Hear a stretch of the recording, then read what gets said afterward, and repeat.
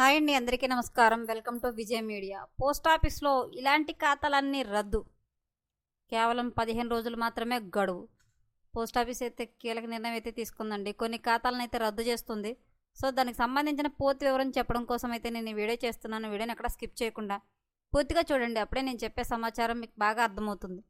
అలాగే వీడియో నచ్చితే కనుక వీడియోకి లైక్ ఇచ్చి నన్ను సపోర్ట్ చేయండి. కొత్తగా ఎవరైనా మా ఛానల్ చూస్తున్నట్లయితే కనుక తప్పకుండా సబ్స్క్రైబ్ చేసుకోండి. అప్పుడే నేను పెట్టే మరిన్ని అప్డేట్స్ అన్ని నోటిఫికేషన్కి అయితే వస్తాయి. అలాగే వీడియోని లైక్ చేయడం వల్ల ఈ వీడియోని కొంతమందికి రీచ్ అయ్యి ఇన్ఫర్మేషన్ మరికొంతమందికి అయితే రీచ్ అవుతుంది. సో లేట్ చేయకుండా ఆ ఖాతాలు ఏంటో చూద్దాం. భారతీయ పోస్టల్ శాఖ కఠినమైన చర్యలు తీసుకుంటుంది. ఇప్పటి నుంచి పోస్టాఫీస్ ఖాతాలను 3 సంవత్సరాల మెచ్యూరిటీలో పునరుద్ధరించకపోతే లేదా మూసివేయకపోతే వాటిని స్తంభింపజేస్తారు. ఈ నియమం ప్రకారం జనవరి 1 నుండి జూలై 1వ తేదీలోపు సంవత్సరానికి 2 సార్లు ఖాతా ధృవీకరణ జరుగుతుంది. 3 సంవత్సరాలుగా నిష్క్రియంగా ఉన్న ఖాతాలను 15 రోజుల్లోపు స్తంభింపజేయబడతాయి. ఈ చర్యలు జూలై 15 నుండి 2025 అమల్లోకి వచ్చింది. ఈ నియమం ఏ ఖాతాలకు వర్తిస్తుంది?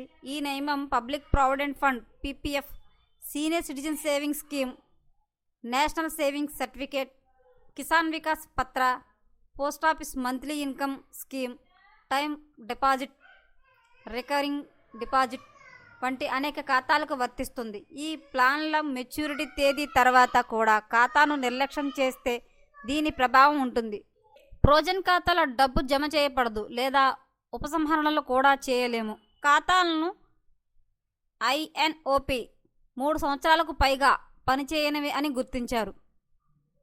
ఖాతాను తిరిగి సక్రియం చేయడానికి కస్టమర్ పోస్ట్ ఆఫీస్ను దర్శించి ఖాతా పాస్బుక్, పాన్, ఆధార్, చిరునామా రుజువు వంటి పత్రాలను అందించాలి. అదనంగా ఎస్పీ 7A ఫామ్ని నింపాలి మరియు మెచ్యూరిటీ మొత్తాన్ని పంపాల్సిన బ్యాంక్ లేదా పోస్ట్ ఆఫీస్ ఖాతా వివరాలను పేర్కొనాలి. ప్రధాన పోస్టాఫీసులో ఈ ప్రక్రియను నిర్ధారించిన తర్వాత మీ ఖాతా తిరిగి సక్రియం చేయబడుతుంది. ఎలక్ట్రానిక్ క్లియరెన్స్ సిస్టమ్ ద్వారా డబ్బు మీ ఖాతాకు బదిలీ చేయబడుతుంది. మెచ్యూరిటీ ఖాతాను వీలైనంత త్వరగా పొడిగించండి లేదా మూసివేయండి. ఎందుకంటే నిష్క్రియాత్మక ఖాతాలను మోసగాళ్లచే లక్ష్యంగా చేసుకునే అవకాశం ఎక్కువగా ఉంటుంది.